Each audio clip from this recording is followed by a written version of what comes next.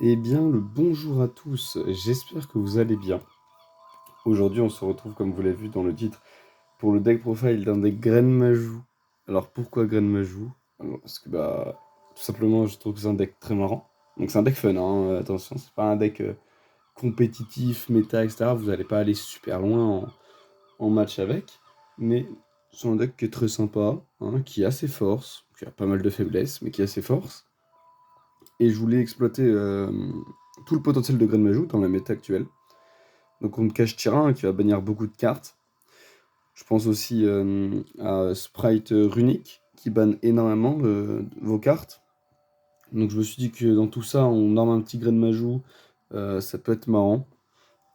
Et j'ai rajouté aussi pas mal de tech cards de la méta actuelle qui sont plutôt pas mal pour essayer de renforcer un peu le deck et lui donner pas mal de possibilités. Donc on va commencer tout de suite le deck profile avec trois petits grains de Majou, hein, c'est le boss monster du deck, c'est un peu comme ça que le deck s'intitule, hein, le deck qui tourne autour de ce monstre. On n'a pas forcément de moyen de le tutoriser, mais Grain de Majou, c'est un monstre qui a gagné, du coup pour ceux qui ne le connaissent pas, 400 points d'attaque et de défense pour chacune de vos cartes bannies. Donc tu fais un pot des désirs, tu bannis 10, tu pioches 2, tu pioches ton Grain de Majou, il a déjà 4000, parce que tu as banni 10 cartes. Donc ça peut aller très vite, comme vous en doutez, et si jamais en plus on mixe ça avec du runique, et enfin, si on mixe ça avec le fait que votre adversaire joue Runic, ça peut aller très très vite. On peut vite rentrer dans des OTK à base de Norm Grain Majou Battle.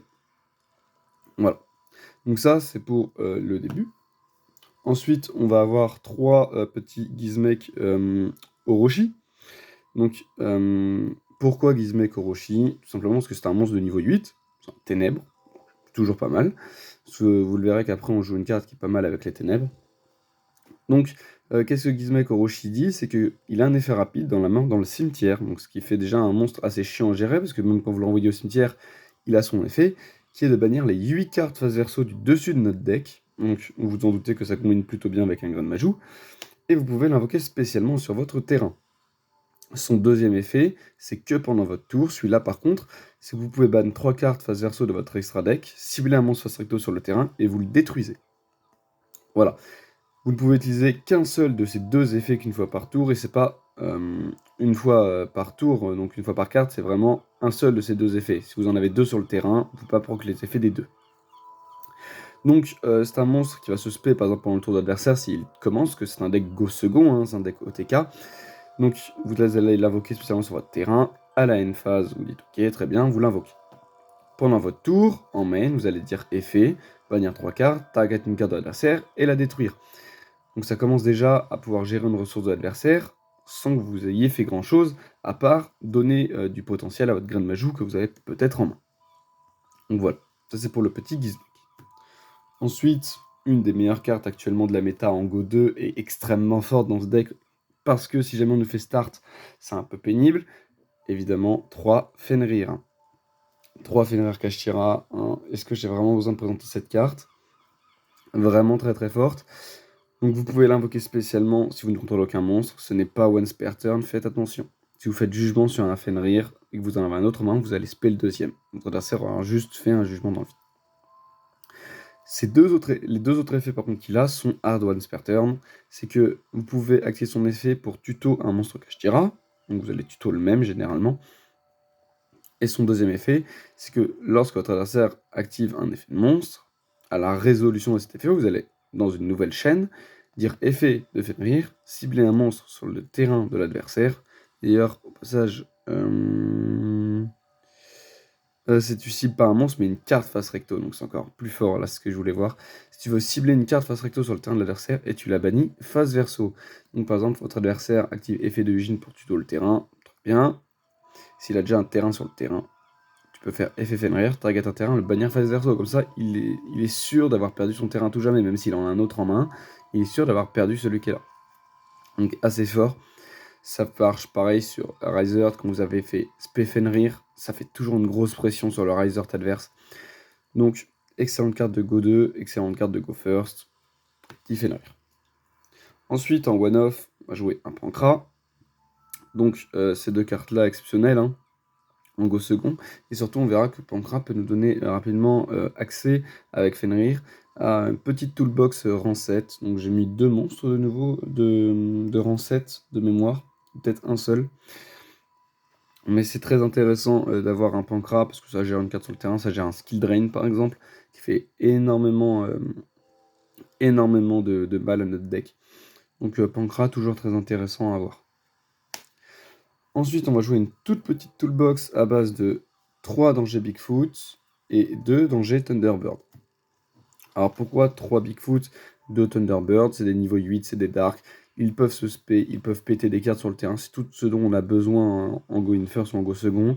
3000 d'attaque, 2800 d'attaque. On peut faire des très très gros OTK et on peut s'en servir aussi pour faire des links parce qu'on a une bête ailée et une bête.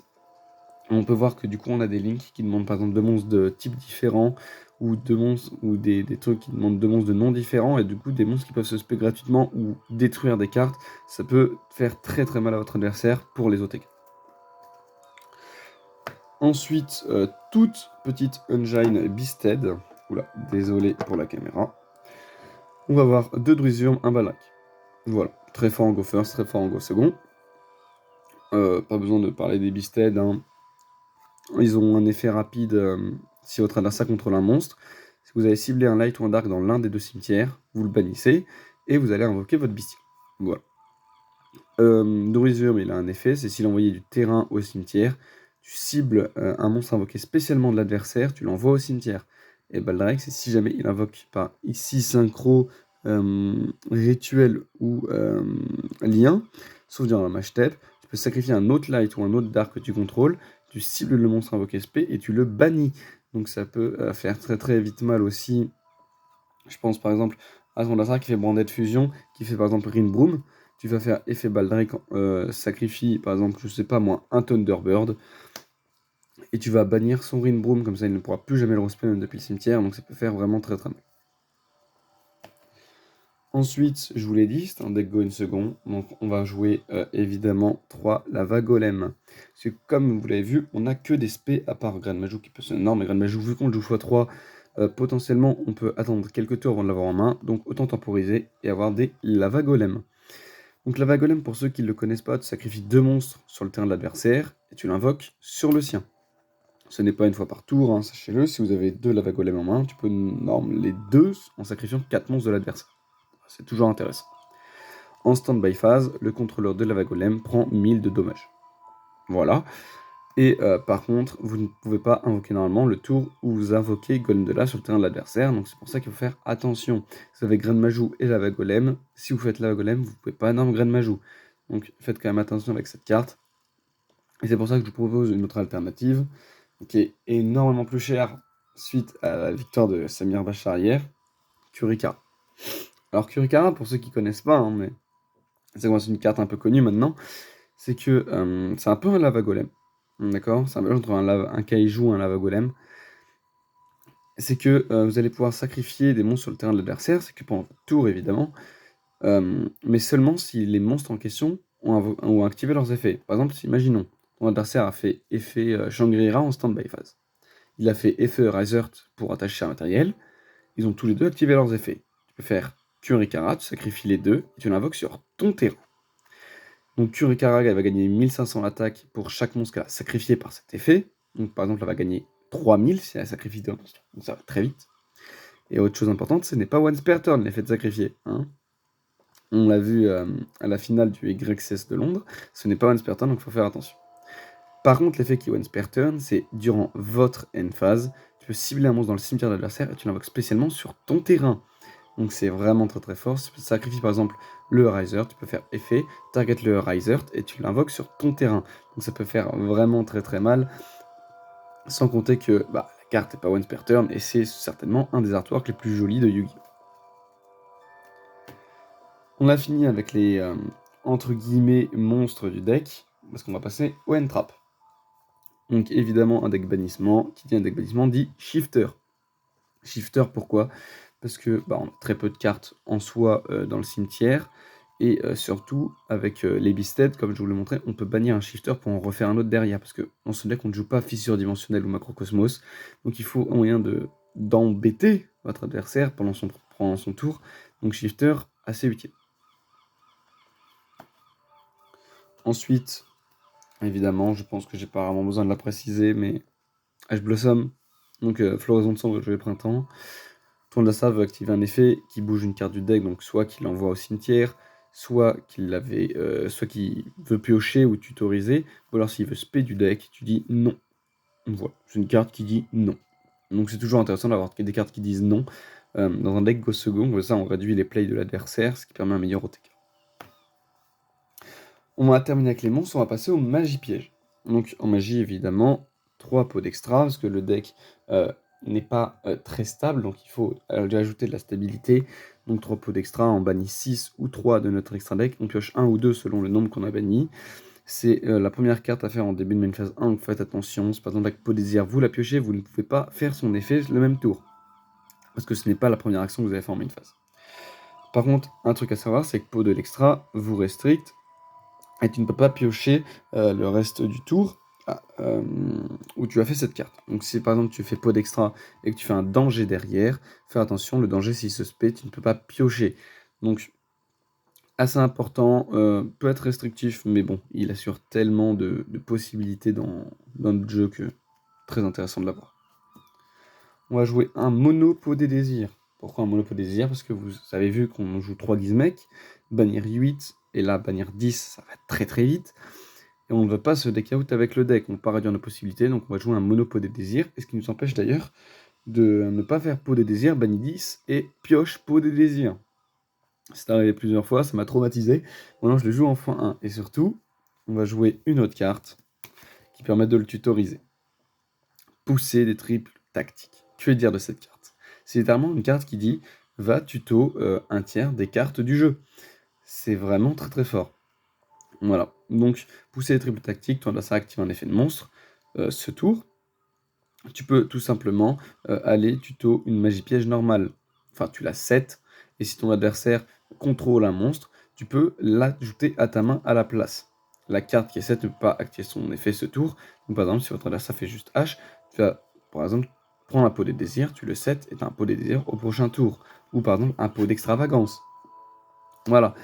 Donc, c'est très important. Et surtout, comme je vous dis, c'est un deck Go Second. Donc, si vous faites un effet de monstre, tu fais effet. Là, tu vas tuto pot des désirs parce qu'il aura un monstre sur son terrain. Et maintenant, tu fais pot des désirs et il n'a plus de H, par exemple, s'il l'a fait sur pousser les triples tactiques. Donc, très intéressant.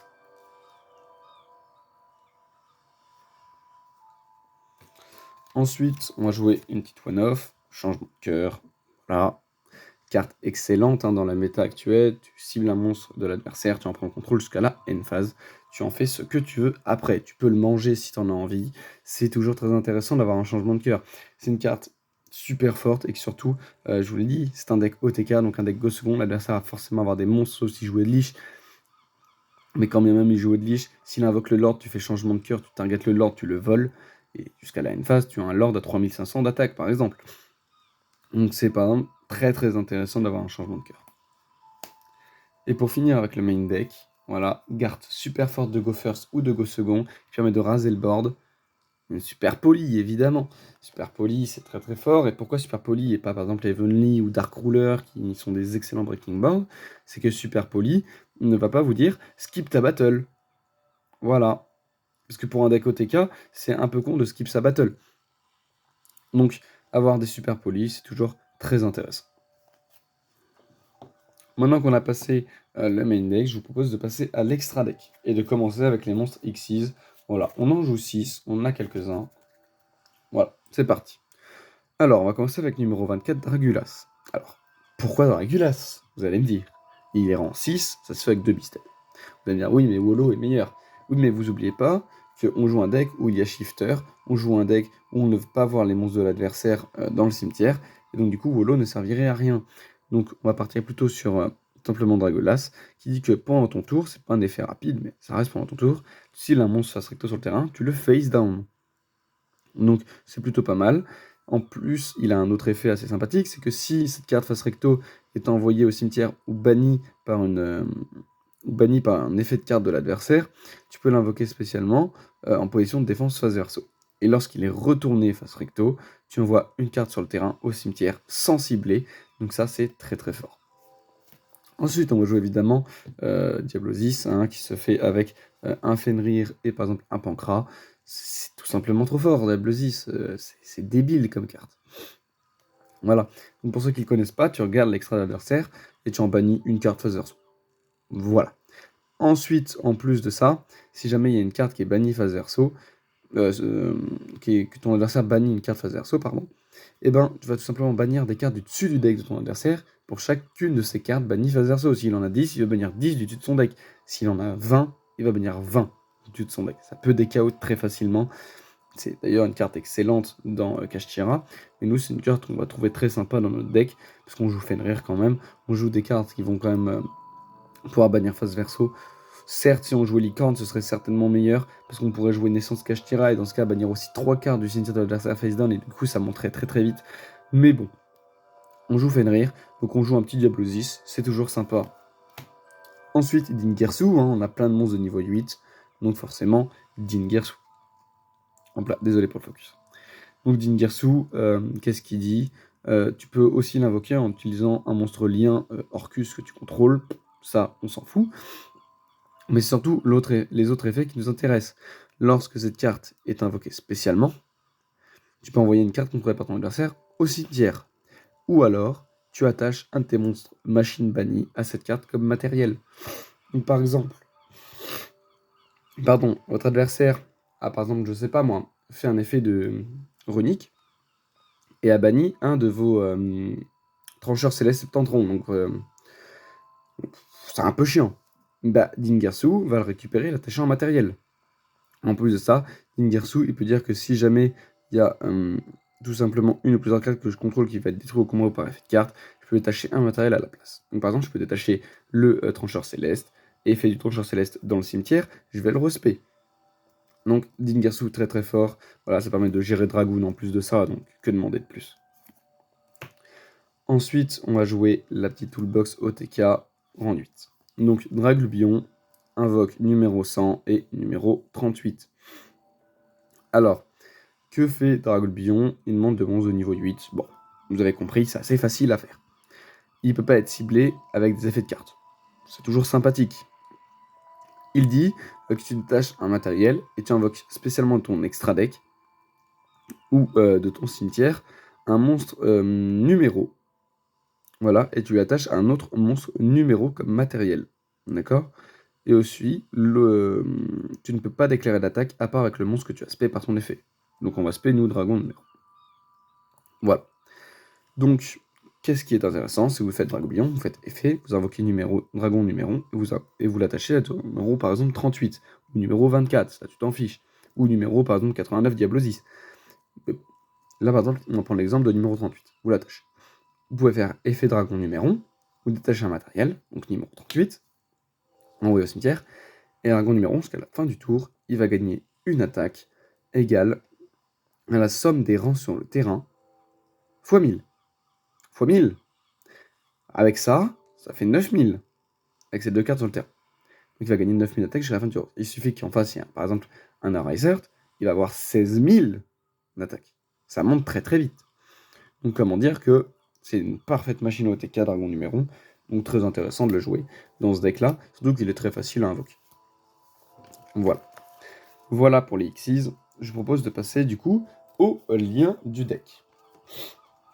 Dans les liens, on va avoir Linguribo pour se débarrasser d'Ibli par exemple. Parce que Ibli est assez chiante pour notre deck, hein.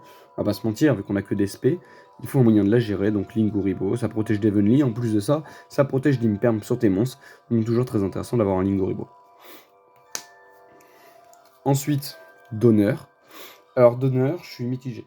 Vous pouvez le switch, hein, vous pouvez mettre par exemple IP Mascarena, parce que vous allez voir que plus tard on a une autre carte. Donc, Donneur, qu'est-ce que ça fait?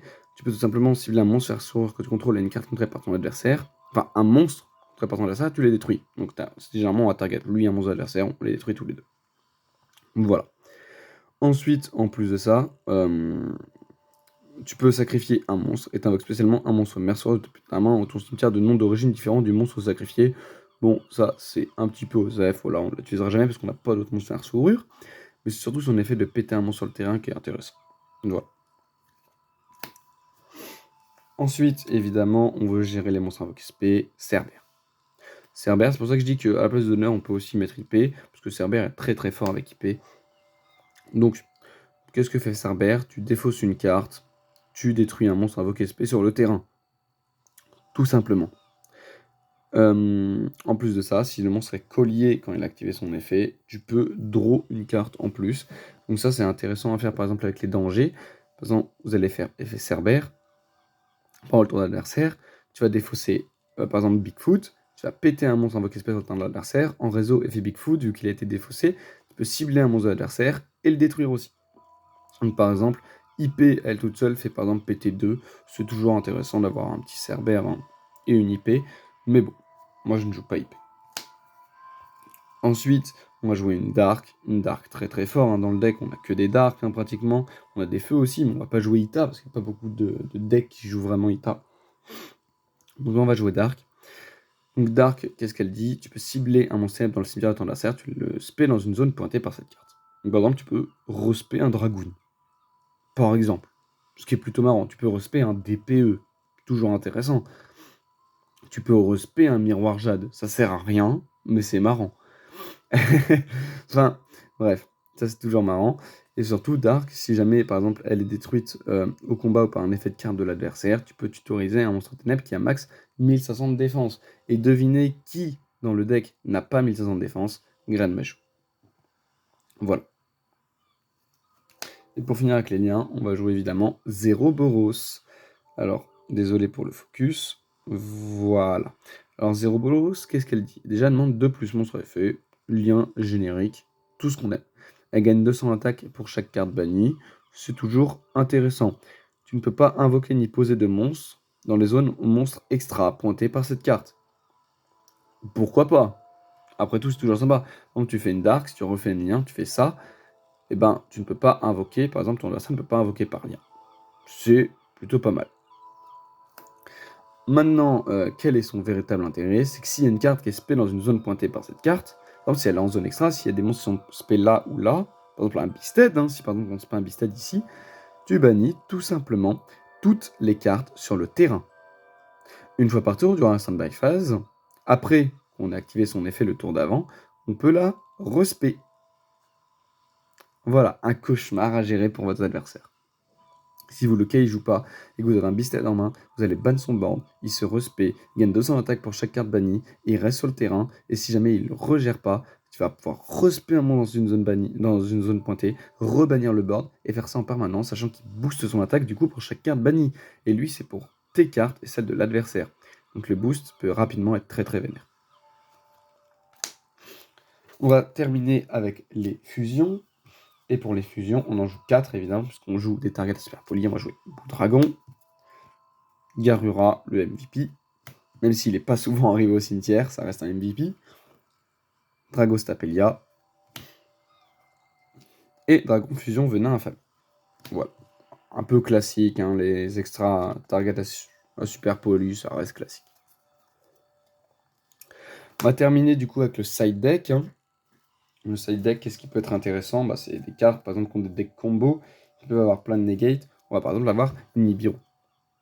Voilà, une très bonne carte, c'est un rocher, c'est cool. C'est un caillou qui tombe sur le deck de l'adversaire et qui lui dit « Hey, je rase ton board » et je crée un token. Et du coup, avec Super Poly, avec Nibiru et le token, vous pouvez faire un Garura par exemple, et du coup, vous avez géré le board adverse avec 3 cartes, il vous en reste 3 pour OTK. C'est toujours intéressant. Ensuite, on va avoir 2 alphas. Alors pourquoi alpha? Parce que je vous ai montré tout à l'heure Golem de lave. Et bien, alpha plus Golem de lave, ça gère 4 cartes adverses.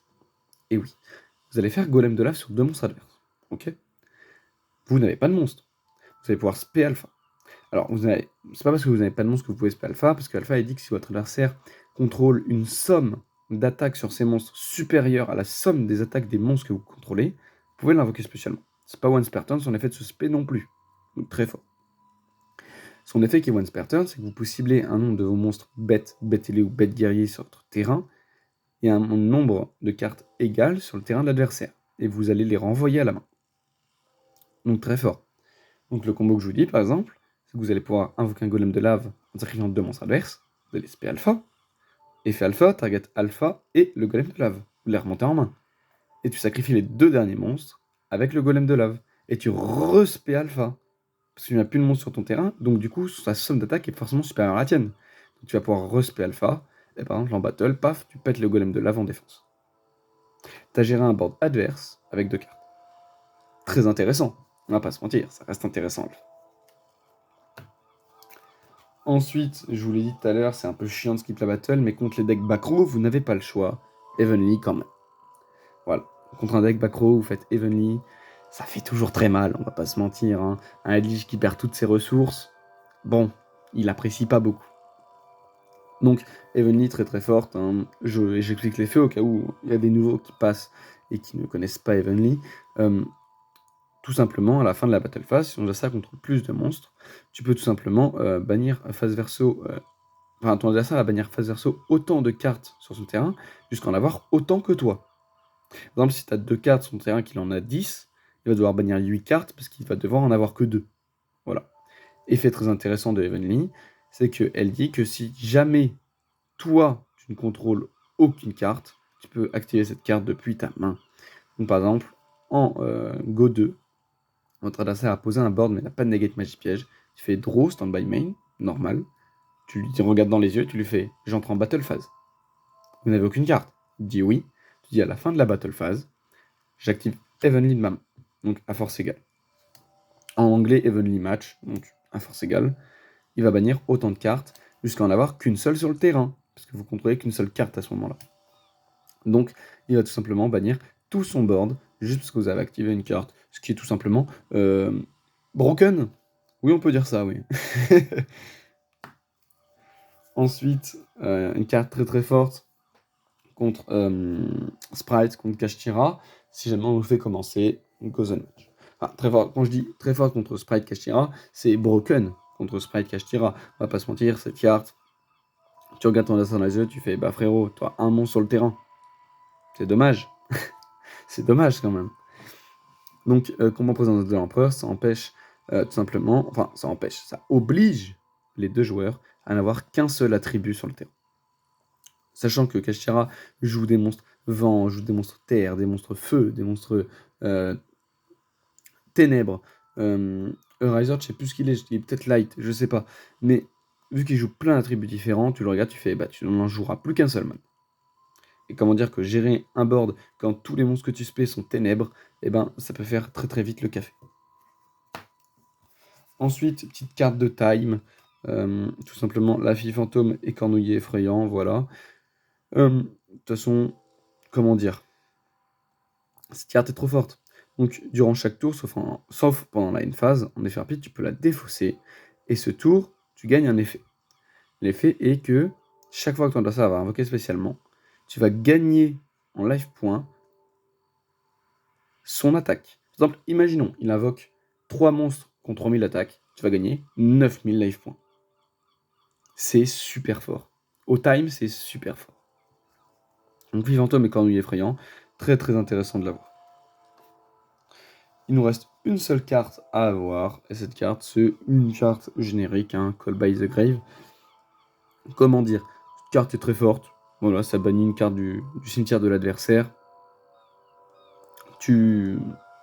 Déjà, ça empêche par exemple des points d'Elin Raid. Ça peut empêcher, par exemple, je sais pas moi, des Beasted. Ça peut empêcher pas mal de choses. Et surtout, très intéressant, c'est que les effets du monstre que tu as ban. Donc, on peut dire que si ton adversaire, par exemple, il est normal base et qu'il a déjà un albase sur le terrain, qui normal base et qu'il a déjà un albase au cimetière, tu vas faire call by the grave, tu targetes le albase adverse, tu targetes le albase dans le cimetière, tu le bats. Et ton adversaire ne peut plus activer l'effet d'albase jusqu'à la fin du prochain tour. C'est pas jusqu'à la fin de ce tour, c'est jusqu'à la fin du prochain tour. C'est très important. Et par exemple, ça nous empêche de se prendre des haches sur des pots de prospects. Enfin, des pots de prospects, on ne joue pas pots de prospects, mais des pots d'extra. Ça nous empêche de prendre des haches sur des pots de désir ou ce genre de choses. Donc c'est toujours intéressant d'avoir des call by. Enfin voilà. Donc on a terminé cette petite deck profile du deck Graine Majou.